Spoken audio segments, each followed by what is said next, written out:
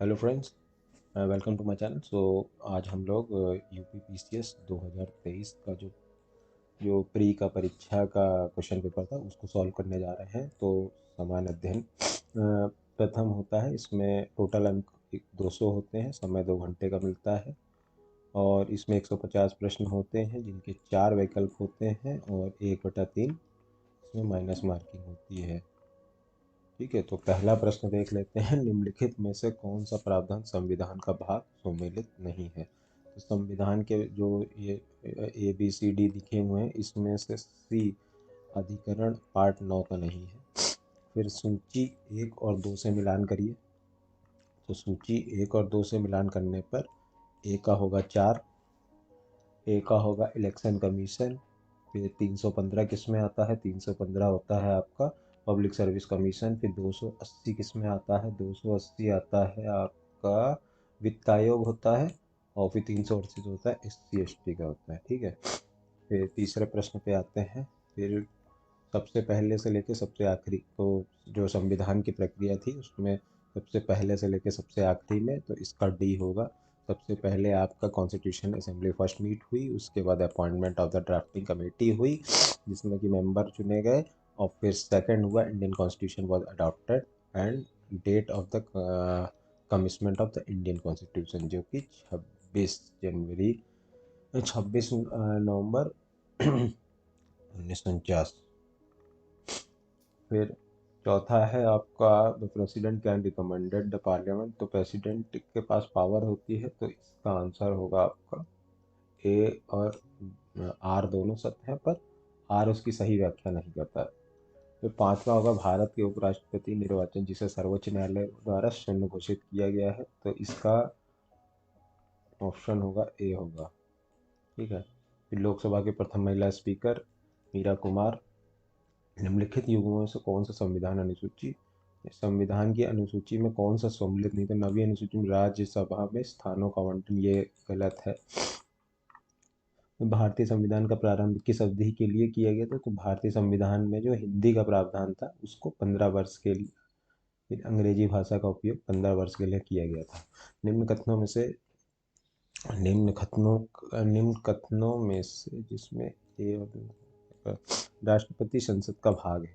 ठीक है, और फिर संसद के दोनों सदनों द्वारा पारित विधेयक राष्ट्रपति की सहमति के बिना कानून नहीं बना सकते।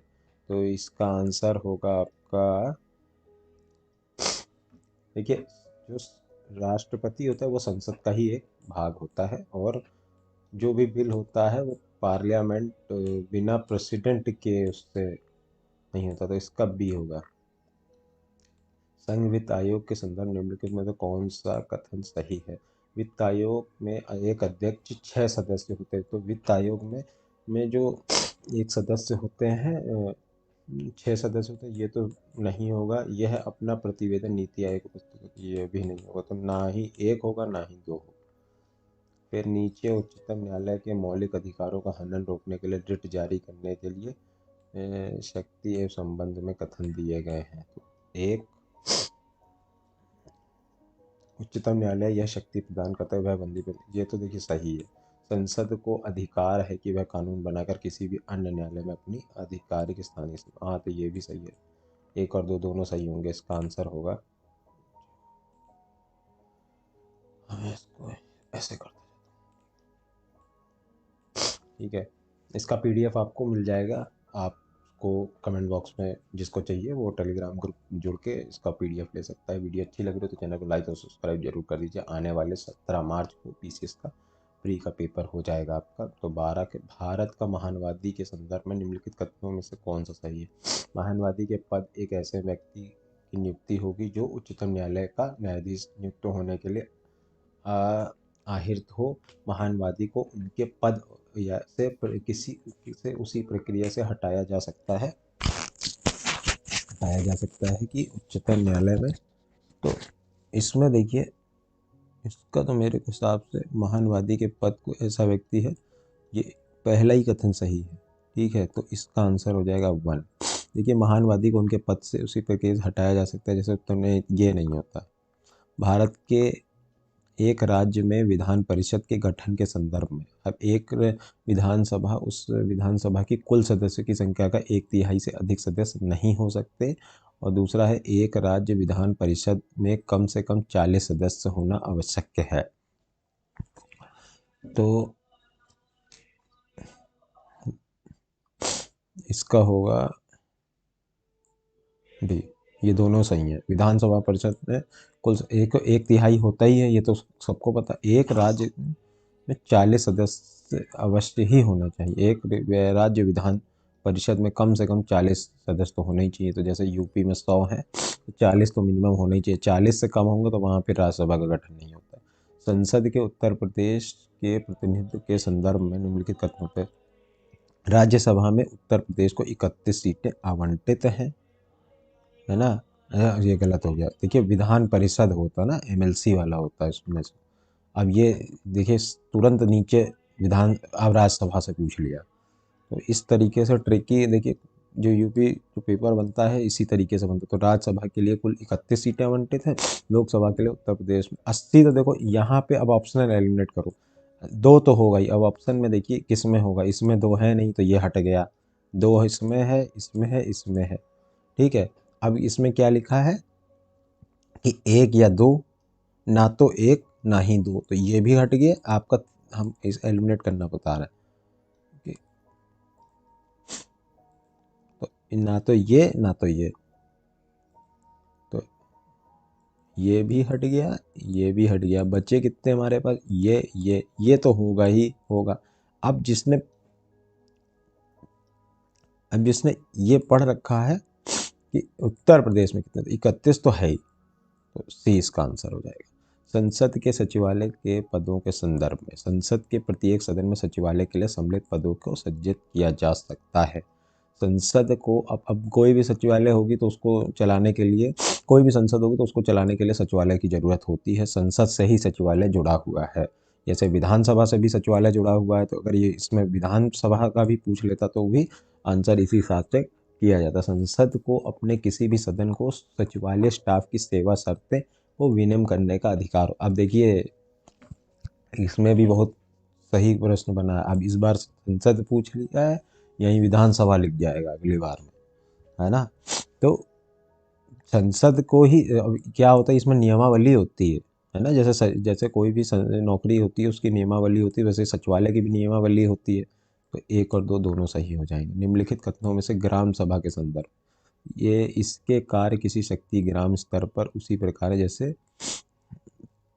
जैसे राज्य विस्थापिका स्तर पर होते हैं। ये तो मुझे गलत लग रहा है, ये तो सत्य है। इसकी शक्ति, हाँ, ये देखिए मैं यही कंफ्यूज हो रहा था। इसको ये पूछा है कि कौन सा कथन सत्य नहीं है। ए तो सत्य है, और यहाँ पे एलिमिनेट करेंगे तो ए भी दिया है और सी भी दिया है। अब देखना क्या है इसकी शक्तियाँ। तो ये तो हट ही गया, जब ये सही है तो ये वाला ऑप्शन भी हट गया। अब हमारे पास 2 बचे।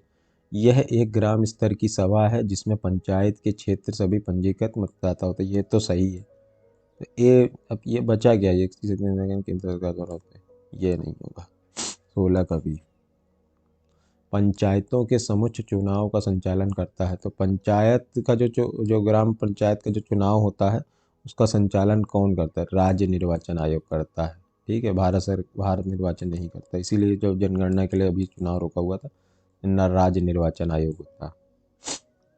पंचायती राज में अशोक, जितने भी, अब मैं एक ट्रिक बता रहा हूँ, जितने महत्ता लिखा है, कई लोग अशोक, हाँ, तो वो पंचायती राज से ही संबंधित होता है। तो 18 का पंचायती राज में 3 स्तरीय व्यवस्था को स्थान पर द्वितीय होनी चाहिए। तो एक तो सही है, ये गलत है, केवल एक। सर्वोच्च न्यायालय को एक न्यायाधीश का त्यागपत्र संबंधित हो। अब जो सर्वोच्च सुप्रीम कोर्ट का जो जज होता है वो किसको अपना त्यागपत्र, तो राष्ट्रपति को देता है। साफ साफ निम्नलिखित में से, क्योंकि वही शपथ दिलाता है, भारत का सबसे मेन आदमी राष्ट्रपति होता है, वही देता है सर्वोच्च न्यायालय। उसी को संतुष्टि भेजी जाती है कि भाई किसको हमको बनाना है। निम्नलिखित में से कौन सा भारतीय संविधान के अनुच्छेद 20 का हिस्सा नहीं है? तो संविधान के 20 का हिस्सा यातना के विरुद्ध नहीं।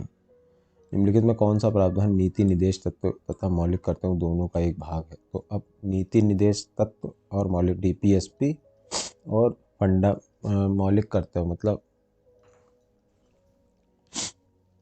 देखिए फंडामेंटल ड्यूटी और डीपीएसपी इंग्लिश में आते हैं। ठीक है, तो अब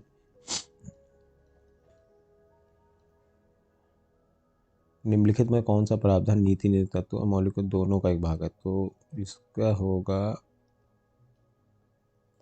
पर्यावरण।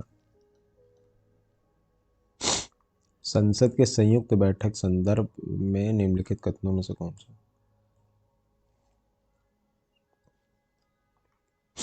तो article 109 provide the sitting house, हाँ ये तो सही है। Speaker preside sitting of the house, ये गलत। 22 का खाली, और इस गलती हो रही है। Which reference to joint sitting parliament which state is correct? 109 ये गलत है। The speaker present the joint, हाँ देखिए स्पीकर होता है जॉइंट सिटिंग पार्लियामेंट में, ओनली 2 होगा। प्राचीन काल में, अब यहाँ से 7 नंबर पेज 32 पेज हैं टोटल, तो यहाँ से मुझे लग रहा है पॉलिटी खत्म हो गया। पॉलिटी में आपके 22 प्रश्न आए। फिर अब यहाँ से इतिहास चालू। प्राचीन काल में भारत के आक्रमणों के संबंध में, तो कौन सा करेक्ट? तो सबसे पहले यूनानी आए, यानी कि ग्रीक आए, फिर शक संवत आए, फिर कुषाण आए। ठीक है, यूनानी आए, ये सही है। मिलंद पहनो राजा मिलंद था बौद्ध भिक्षु के मध्य क्या संवाद था? तो इसका संवाद था ये नागसेन। ठीक है। चरक चरक संहिता कितने अध्यायों और खंडों में विभाजित? चरक संहिता मतलब वही इलाज करने वाला विभाग था पहले का। तो 120 अध्याय 8 खंड है। वैदिक कालीन प्रशासन में भाग दुहा कौन सा अधिकारी था? तो भाग दुहा जो वैदिक काल था उसमें जो भाग दुहा था वो था राजस्व कर जमा करने वाला था भाग दुहा। ठीक है, सूची 1 और 2 से मिलान करिए। पुरुषतात्विक स्थल और वर्तमान स्थल, तो अब इसको यहीं से इसको एलिमिनेट कर सकते हो। यहाँ देखो सबसे पहले गुफा लिखा, केव लिखा। अब जिसने पढ़ रखा होगा कि गुफा कहाँ है ना? अब गुफा ये राजस्थान में तो गुफा उफा है नहीं है, तमिलनाडु, अब महाराष्ट्र और कर्नाटक में तो फंस रहा था। तो अब इसमें से देखो डी का क्या दिख रहा है? हम्म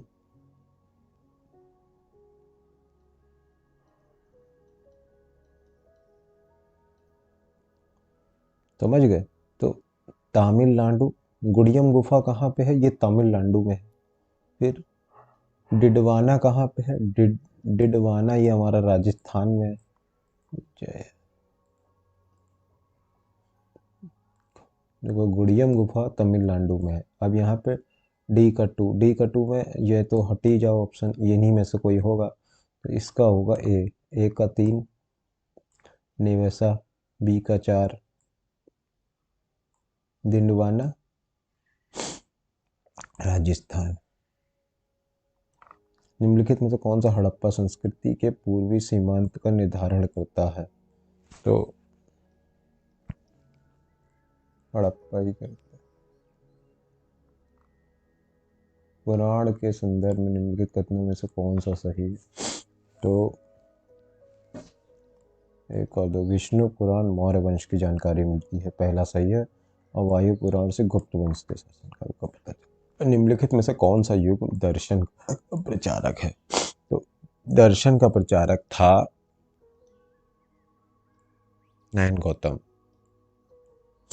कैप्टन हॉकिंग्स के संदर्भ में निम्नलिखित कथनों में से, अब कैप्टन हॉकिंग्स 31,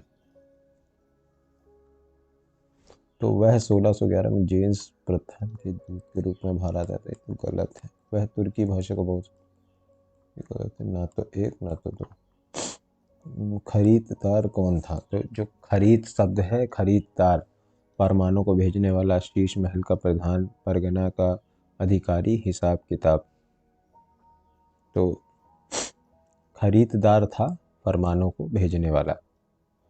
एक मिनट, मुझे थोड़ा इसमें डाउट है, खरीददार, इस पर सर्च कर लेते हैं।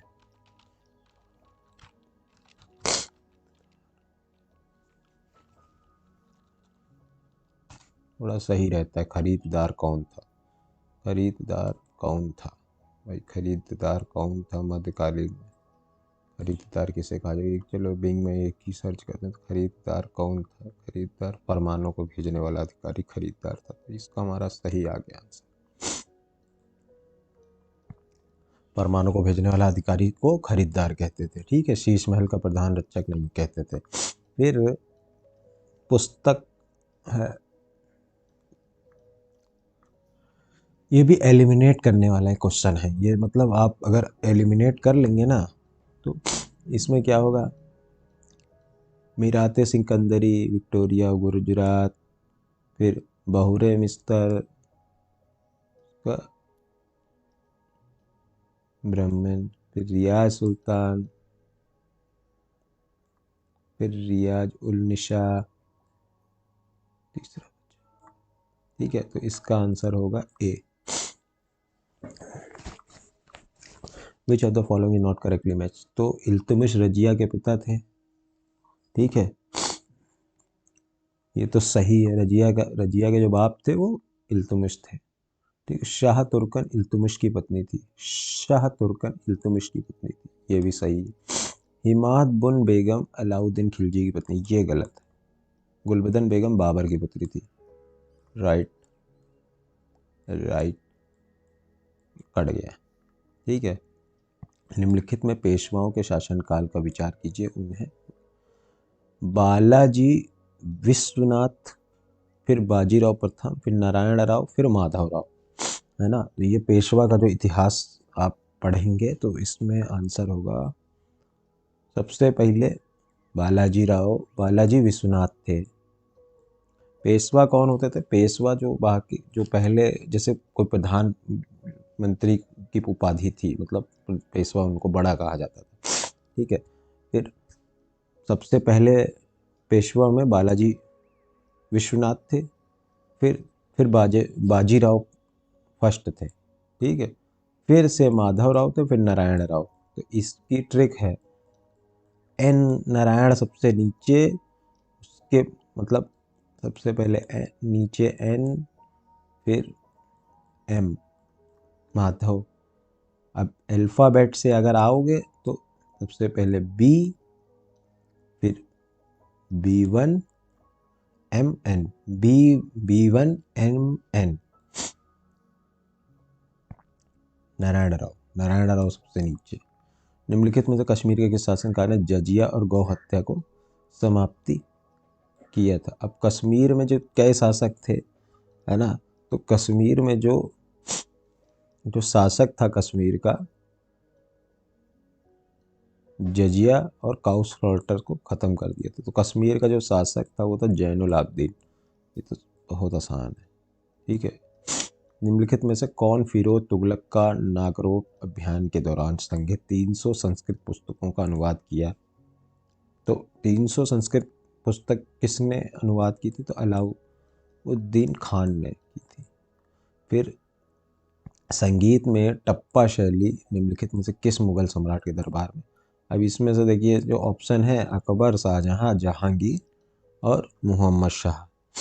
तो अकबर, अब इनमें से टप्पा शैली, है ना, अब ये थोड़ा कंफ्यूजिंग क्वेश्चन है, अकबर के भी दरबारी थे, शाहजहां ऐसा था, तो इसका आंसर है मोहम्मद शाह। फिर विच निम्नलिखित में से कवियत्री पुस्तक सही सुमेलित है? तो कवियत्री पुस्तक सही सुमेलित किसमें है? तो इसका आंसर होगा गंगाबाई गणेश देव लीला, ठीक है। 1857 के विद्रोह का स्थान, 1857 के विद्रोह का स्थान। अब 1857 की क्रांति किस लिए होती? मंगल पांडे को हुई जी ने जो कारतूस चलाने से मना कर दिया था। उसके बाद उनको कुछ डिस्प्यूट हुआ और उनको जल्दी से जल्दी उन लोगों ने, अंग्रेज ये समझ गए थे कि ये विद्रोह कहीं आगे बढ़ चढ़ ना जाए, तो उन्होंने मंगल पांडे जी को फांसी दे दी। तो निम्नलिखित कौन सा तो आराम सही नहीं। अब देखो, झांसी से नहीं स्टार्ट हुआ था मंगल पांडे का जो बैरकपुर 29 मार्च से विद्रोह स्टार्ट हुआ था, और झांसी में नहीं हुआ था, ये है ना। मेरठ, झांसी में हुआ था, रानी लक्ष्मीबाई जी ने उसमें भाग लिया था। मेरठ में, वो कानपुर में थे, कानपुर में थे नाना साहब और टाटिया टोपे, और लखनऊ में बेगम हजरत महल थी।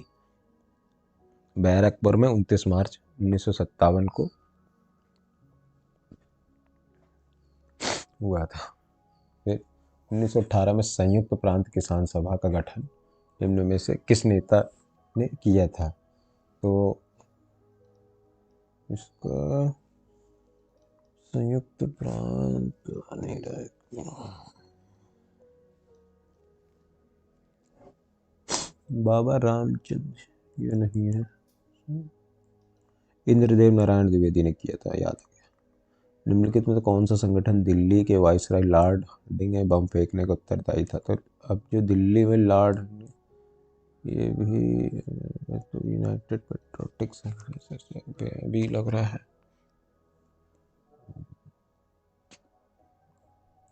अनुशीलन समिति से। By which of the following act system chamber of Prince was 120। ये सब देखिए कठिन क्वेश्चन है, तो ये सब प्रैक्टिस से आएंगे जितना आप सेट लगाएंगे। अब इसी प्रश्न, इसी पेपर को कम 10 बार देख लीजिए वीडियो, तो आपके यहीं से ही प्रश्न 5-6 तो इसी से फंस जाएंगे। तो ईवी रामास्वामी नायकर, उन्होंने असहयोग आंदोलन में हिस्सा लिया और उन्होंने 1925 में कांग्रेस छोड़ दी। तो ये दोनों सही हैं। मतलब नेताजी सुभाष चंद्र बोस द्वारा आज़ाद हिंद फौज के हिस्से के रूप में गठित महिला रेजिमेंट का क्या नाम था? आज़ाद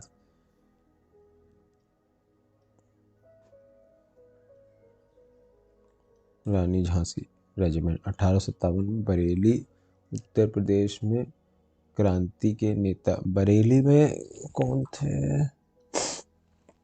तो बरेली में थे खान बहादुर खान। कलाकार की दृष्टि में घटनाओं से कौन सी अंतिम थी? खिलाफत, होम रूल, जलियांवाला बाग कांड तो सबसे पहले हुई। फिर सबसे पहले यही मोपला सबसे लास्ट में हुआ था, मोपला विद्रोह। निम्नलिखित में से कौन सी महिला स्वतंत्रता सेनानी भारत छोड़ो आंदोलन से संबंधित नहीं है? अरुणा आसिफ अली, शांति घोष, कनकलता बरुआ और मतंगिनी हाजरा। तो शांति घोष नहीं थी। बाकी अन्ना आसिफ अली भी ने भी स्वतंत्रता भारत छोड़ो आंदोलन में साथ दिया था। निम्नलिखित में कौन सा सहायक नदी, तो निम्नलिखित में से कौन सा एक सहायक नदी सही सुमेलित है?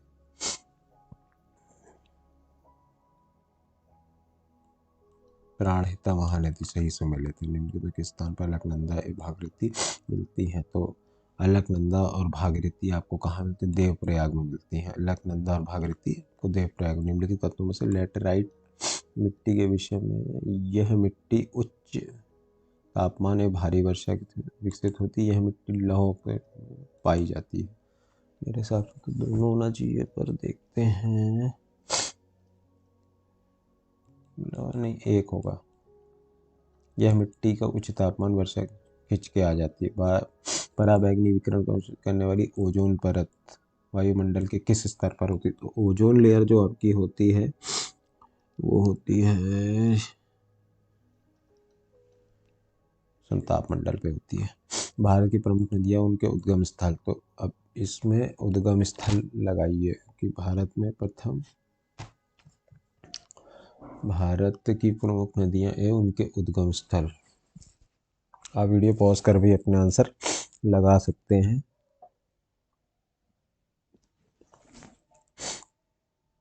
यमुना का यमुनोत्री देखो सीधे सीधे फंस रहा है।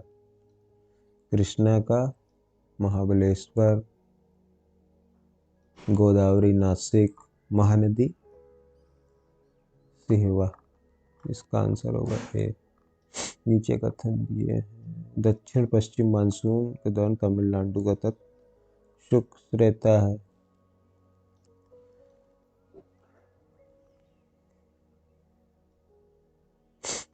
ये तो सही है। तमिलनाडु के तट पर बंगाल की खाड़ी में जाकर समझते हैं। हाँ, तो ये सही व्याख्या करता है। निम्नलिखित कथनों में से रामगंगा नदी कन्नौज के पास गंगा नदी में मिलती है। बेतवा नदी प्रयागराज के पास यमुना नदी में मिलती है। बेतवा नदी तो झांसी, ये गलत होगा। केवल एक चंद्रप्रभा वन्यजीव विहार कहाँ पे है? चंद्रप्रभा वन्यजीव विहार चंदौली में है। निम्नलिखित में से कौन सा एक दर्रा नीति दर्रा उत्तराखंड में कौन सा दर्रा उत्तर सही सम्मिलित है? नीति दर्रा शिवा समुद्र एवं कल्पक्कम क्रमशः किस लिए महत्वपूर्ण है? अब जल शक्ति एवं नाभिकीय ऊर्जा के लिए राज्य के कुल भौगोलिक क्षेत्र का 12.8% वन है। जौनपुर, गाजीपुर, बलिया जिलों में कोई वन भूमि नहीं है। जौनपुर ये पूर्वांचल है, गाजीपुर भी पूर्वांचल है, बलिया सबसे उधर है। तो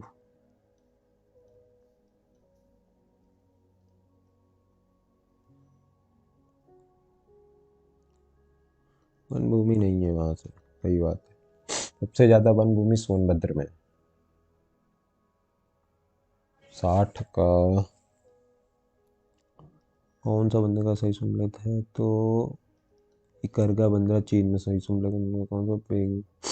तो 61 का आंसर हो जाएगा आपका सी। महासागरीय वर्ताकार रेखाओं के मध्य एकदम होती है। संयुक्त राज्य अमेरिका तथा मेक्सिको के बीच अमेरिका और मेक्सिको के बीच जो नदी कौन सी है? रियो डी गांडे। इसका भी हो जाएगा। निम्नलिखित रेगिस्तानों में विचार कीजिए तथा उनके आकार को बढ़ते क्रम में व्यवस्थित कीजिए। तो 63 का हो जाएगा ABC पहला, फिर चौथा, फिर अरेबियन, फिर सहारा डेजर्ट।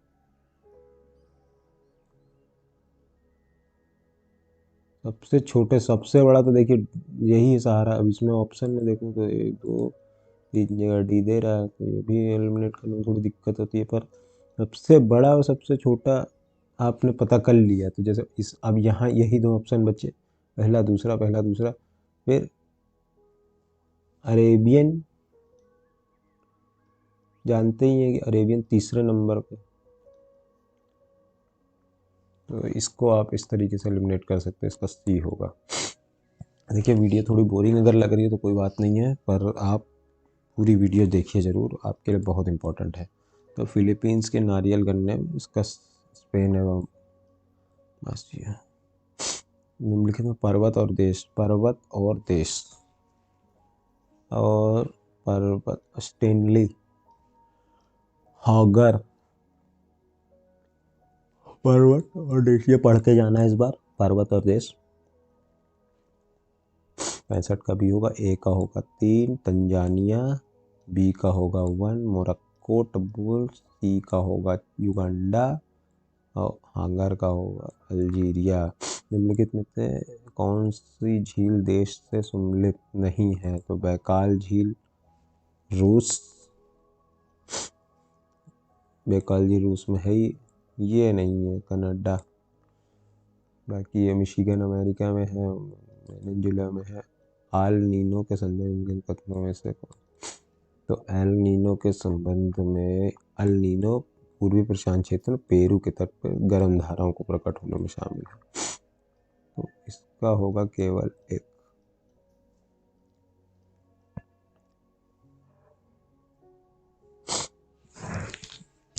दक्षिण गोलार्ध में हवा के वायुओं में विक्षेपित होने का कारण क्या है? तो जो हवा का कोरलेसिस बल होता है साउदर्न हेमिस्फीयर। निम्न में से यूक्रेन का सबसे बड़ा कोयला उत्पादक केंद्र। तो यूक्रेन का सबसे बड़ा कोयला उत्पादक केंद्र है डोनेस्टेक्स। Mount Newman is a famous for which of the following. Mount Newman किस लिए फेमस है? तो लौह अयस्क के लिए। फरवरी 2023 तक उत्तर प्रदेश में अमृत भारत स्टेशन योजना के अंतर्गत कितने रेलवे को किया गया? तो 71 का होगा 149 करंट है। दिसंबर 2022 में सुदर्शन प्रयास सैन्य अभ्यास कहाँ पे? तो सुदर्शन अभ्यास सैन्य अभ्यास राजस्थान में किया गया दिसंबर 2000। तो ये करंट का ही तो छोड़ देते हैं, क्योंकि करंट तो आपका फिर नया ही आएगा, पुराना करंट का कोई मतलब नहीं है, पर आपको मैं बता सकता हूँ। 75 का होगा बी। 74 का होगा ए। इसरो और नासा। निसार इसरो और नासा ने किया है, एक साथ मिलके किया है। और 73 का होगा पौंडीचेरी लक्षद्वीप गोवा। साहित्य अकादमी पुरस्कार 2022 को all the lives we never lived किसने लिखी है? 76 का। उसको मुझे तो सौघटे लग रहा है। अच्छा, अनुराधा रॉय ने लिखी है। खनिज संपदा के संबंध में कौन सा करके? जम्मू कश्मीर की ऐसी लिथियम और भारत में खनिज निकेल कोबाल्ट निर्भर है। तो 77 का होगा सी। फरवरी 2000 भारत का सबसे बड़ा हेलीकॉप्टर निर्माण कहाँ किया गया है? 78 का होगा तुकुमूर कर्नाटक। गोल्डन ग्लोब पुरस्कार गीत नाटू नाटू के रचनाकार कौन है? तो 79 का होगा M.A. कीरावानी। अब इसने क्या देखिए घुमा के क्वेश्चन को, golden globe award winning who compose. अब आधे लोग तो यही लगा दिए होंगे SS राजमौली। इसमें कंपोज है मतलब गाना लिखा किसने? तो लिखा है MM Keeravani. The Indian biological data centre is been set up. A biological center data has been set up in Haryana. Which reference to Indian G20 logo? G20 लोगो 7 पंखुड़ी वाला एक कमल है, प्रत्येक चिन्ह पंखुड़ियों के 7 महाद्वीप को। ये तो सही है। 81 का दोनों सही है। G20 का जो लोगो है ऐसे ऐसे ऐसे ऐसे करके जो बना हुआ है, उसमें 7 महाद्वीप है ना, और 7 पंखुड़ियाँ हैं, 1 2 3 4 5 ऐसे करके का G20 का एक ग्लोब बना हुआ है, उसमें लोगो बना। निम्नलिखित में से किस स्कॉर्पियन श्रेणी की पनडुब्बी को 2023 नौसेना में शामिल किया गया? तो नौसेना में शामिल किया गया INS वागीर को। दिसंबर 2022 में न्यूजीलैंड की अगली पीढ़ी के लिए धूम्रपान प्रतिबंध लगाने वाला विश्व का पहला कानून पारित किया। न्यूजीलैंड का लक्ष्य क्या है? तो जिसमें कि उन्होंने सिगरेट को अपने देश में बैन कर दिया है 2025 जनवरी 2023 के। जनवरी 2023 में एयरलाइन का विमान नेपाल के दुर्घटनाग्रस्त हुआ। तो ये करंट में क्वेश्चन आ गया है, यति एयरलाइंस का हुआ। निम्नलिखित में किसने स्पेयर पुस्तक लिखी है? तो एक स्पेयर पुस्तक लिखी है आपकी प्रिंस हैरी ने लिखी है। पोप बेनेडिक्ट 16वें जिनका हाल ही में निधन हुआ, ये जर्मनी के मूल निवासी थे और 600 वर्ष में इस्तीफा देने वाले पहले पोप थे। तो 1 और 2 दोनों हो। SCO film festival 2023 following statement 7 का। तो SCO का है SCO फिल्म महोत्सव। SCO देश में फिल्म दिखाई जाएंगी संघाई से। हाँ ये सही है दोनों।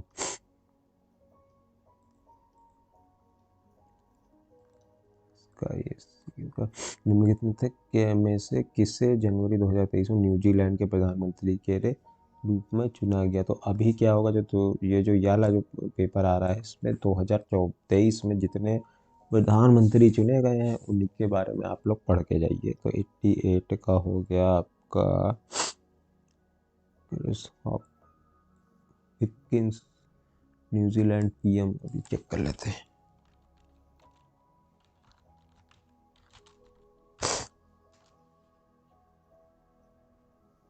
ये टाइम बता रहा है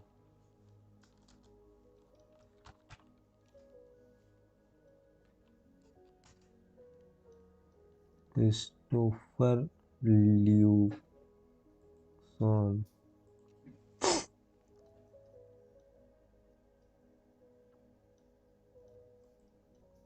के चेंज के क्रिस हॉपकिंस था।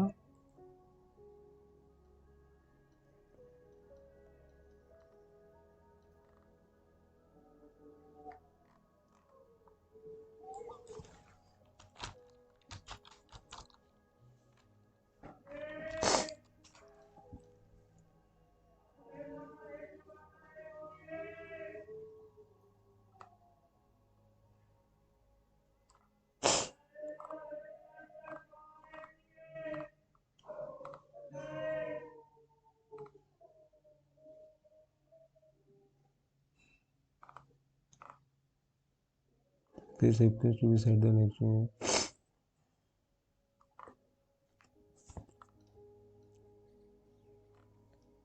अच्छा, ये थोड़ा डाउट है, यही था शायद से चेंज हो गया हो।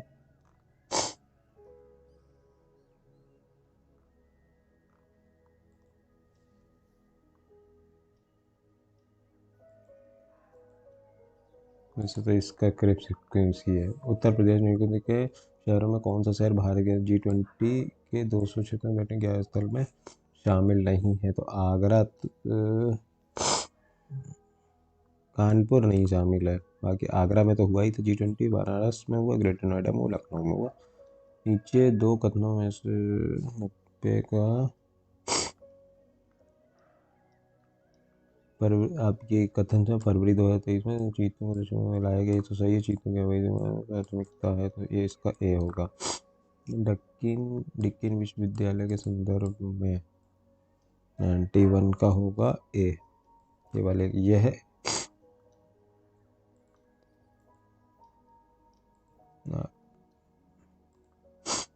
डिकिन विश्वविद्यालय में तो यह एक स्वतंत्र परिसर के माध्यम प्रवेश भारत प्रवेश वाला पहला विदेशी विद्यालय है। डिकिन विश्वविद्यालय भारत में पहला अंग्रेजी विश्वविद्यालय। भारतीय मूल के किस व्यवसायी को साउथवर्क लंदन में मेयर में दूसरी बार चुना गया? तो दूसरी बार जो मेयर चुना गया उनको सुनील चोपड़ा जी को चुना गया। ऑथेंटिक आंसर की से मैं आपको ये आंसर बता रहा हूँ क्योंकि इसमें गलत नहीं हो सकता है। अगर कोई सोच रहा हो गलत है तो मैंने जो ऑफिशियल यूपी पीसीएस की आंसर की है उसी से मैं ये आंसर आपके मिला के बता रहा हूँ। अरे यार,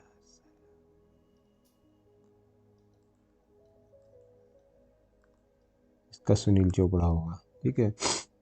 25 दिसंबर 2022 में निम्नलिखित किस देश द्वारा 1 जनवरी 2005 के बाद जन्मे पुरुष थे? 93 का होगा Taiwan.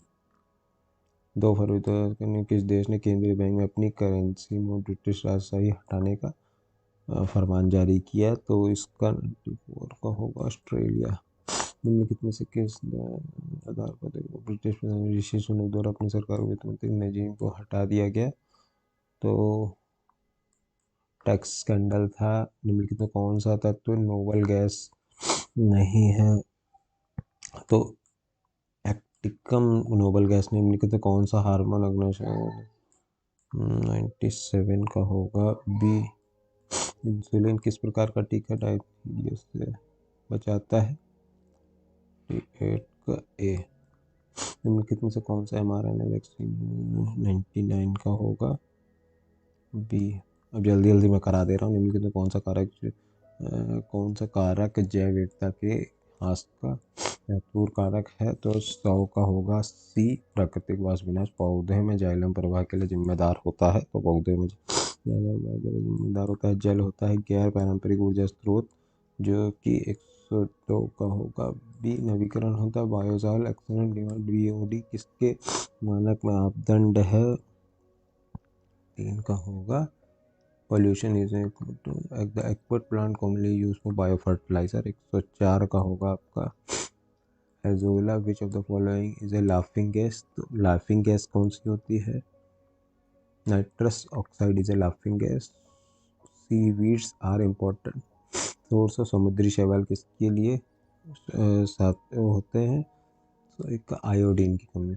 Which of the following is a insectivorous plant तो कौन सा एक कीटभक्षी पौधा है। तो कीटभक्षी पौधा है Nepenthes. Human heart are made up of how many chambers. तो हमारे जो हृदय होता है उसमें कितने चेम्बर होते हैं। 4 चेम्बर होते हैं। What is the Indian rank of world green invention. 109 का होगा 10वीं रैंक है the collect the stone.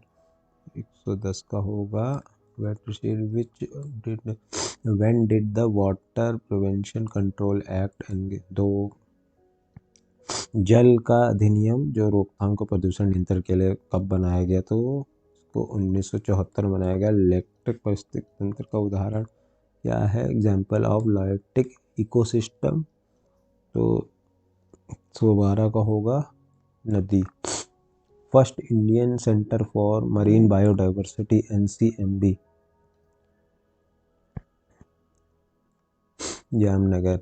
Which among the following is constitute of natural silk. तो नेचुरल सिल्क आपको कहाँ से मिलती है। तो 114 का होगा नाइट्रोजनेशन का घटक कौन नाइट्रोजन ही है। रेगिस्तान के वाई करने वाले जानवर क्या कहलाते हैं। तो 115 का होगा डी मरुद्दिम जानवर। फिर होगा ये मैच द कॉलम डिजीज और फैक्टर हो गया। तो एक का हमेशा जारी आ रहा है इसमें बी नहीं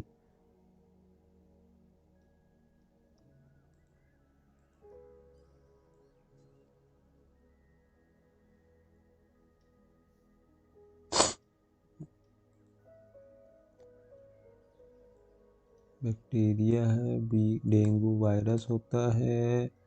एलिफेंट फुंट होता है।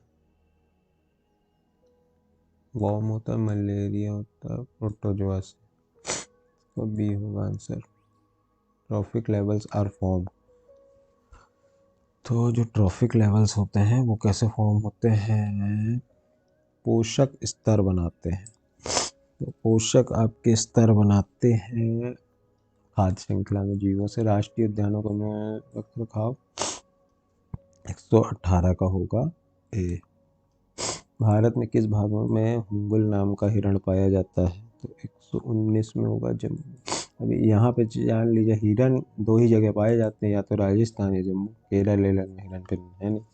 तो इन्हीं दोनों में से एलिमिनेट कर सकते थे पर राजस्थान में काले हिरण पाए जाते तो जम्मू कश्मीर इसका तरह होगा। निम्नलिखित में से कौन सा बायोडिग्रेडेबल प्रदूषण नहीं है। तो कीटनाशक एक बायोडिग्रेडेबल प्रदूषण नहीं। केंद्रीय बजट 2023 में 121 का होगा डी। सब्सिडी 9%। सूचना का उपयुक्त जनसंख्या 122 में होगा ए।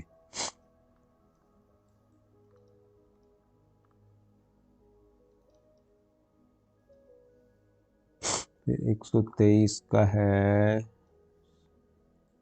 सतत विकास। संतुलित करने का हम क्या कहते हैं सतत विकास के। निम्नलिखित में कौन सा सतत विकास का निम्नलिखित में कौन सा सतत विकास का लक्ष्य नहीं है। हाँ 124 का हो गया आपका डी। अंतरिक्ष अनुसंधान सतत विकास का नहीं है। नीचे दिए गए कथनों में से देश और पर्यावरण बनाए रखने के लिए जनसंख्या नियंत्रण आवश्यक है और जनसंख्या त्रिवृद्धि के कारण पर्यावरण में संतुलन बना सकती वृद्धि के कारण पर्यावरण का संतुलन बना रहता है। अब 125 का आपका होगा जब उल्टा पूछ लिया है ना। जब देश में पर्यावरण बनाए रखने के लिए जनसंख्या नियंत्रण चाहिए और जब जनसंख्या बढ़ेगी तो फिर और इसमें कहा है कि जनसंख्या अगर बढ़ेगी तो पर्यावरण बढ़ेगा, तो इसका मतलब एक सत्य है, आर गलत है। गरीबी उन्मूलन के लिए राष्ट्र, ये सब थोड़ा पढ़ना पड़ता है, मतलब वही समय लग जाता है बस, नहीं तो ये क्वेश्चन आप आराम से कर लेंगे। 126 का होगा, सभी की गरिमा के लिए होगा। आर्थिक विकास में मानव संसाधन का योग 127 का होगा, सी, एक और दोनों।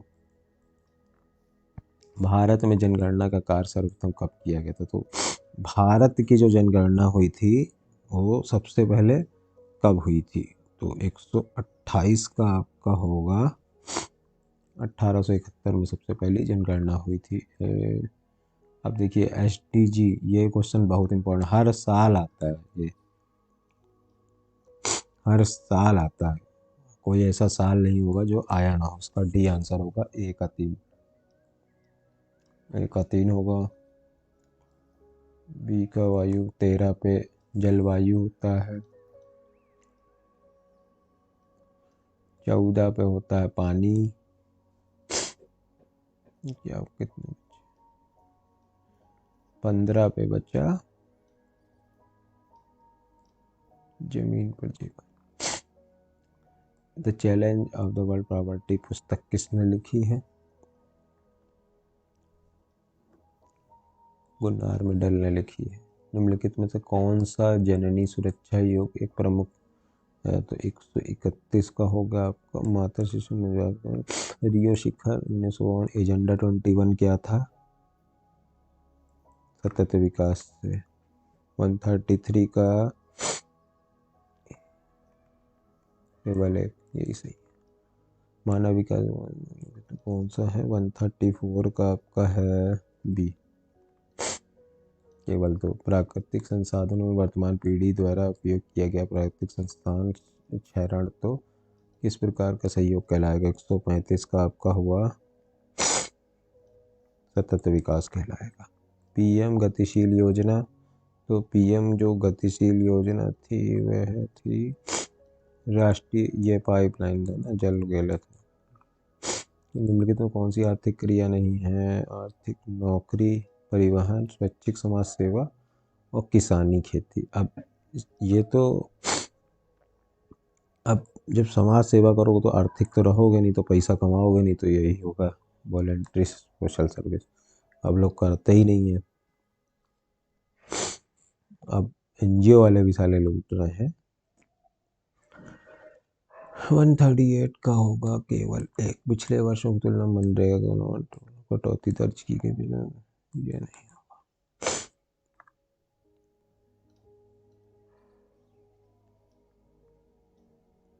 भारत में जनसंख्या 2070, 140 का होगा, बी। सेवाओं के बारे में सर्वेक्षण या कितना, बहुत बड़े प्रश्न है तो मैं आंसर टिक करके ही आपको बता दे रहा हूँ, सी। कितना, कौन सा नीचे का प्रकार है? 142 का बी, यानी 1, 2, 3, ये नहीं होगा। कितना, कौन सी योजना वर्ष में सही सम्मिलित है? 143 का श्यामा प्रसाद मुखर्जी अर्बन, बाकी ये नहीं है। निम्नलिखित में से योजना उत्तर प्रदेश में संबंधित है? 104, पिछली बार पेपर बहुत कठिन आया था, तो ये इतना इस बार का टफ लग नहीं रहा है। फॉर्म द डिफ्यूज पुस्तक किसने लिखी थी? इमल जलान। निम्नलिखित में कौन सा विश्व वेटलैंड दिवस के रूप में आर्द्र दिवस है ना, 2 फरवरी। विश्व का सामाजिक संरक्षण रिपोर्ट प्रकाशित की जाती है? मध्याह्न भोजन योजना PM पोषण योजना में किस वर्ष पुनर्निर्मित किया गया? मिड डे मील भी अभी चेंज कर दिए। 150 का क्या होगा? 150 का होगा, ए। तो ये आपका UPPCS 2023 का प्री का पेपर था। वीडियो अच्छी लगे तो चैनल को लाइक और सब्सक्राइब दोस्तों जरूर कर दिए। इसका लिंक मैं आपको कमेंट बॉक्स में डाल दूंगा। तो वीडियो देखने के लिए धन्यवाद। जय हिंद, वंदे भारत, थैंक यू।